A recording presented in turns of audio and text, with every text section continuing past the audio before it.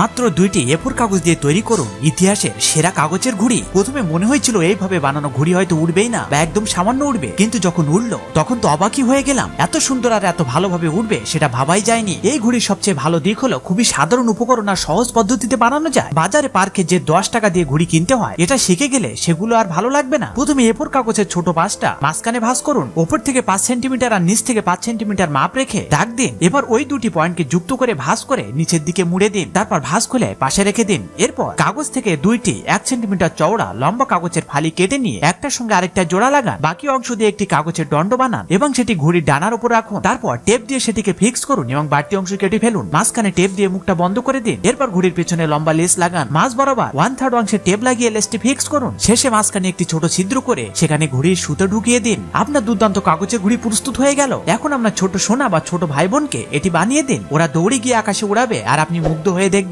এখন কিছু like subscribe পাওয়া যাবে কি?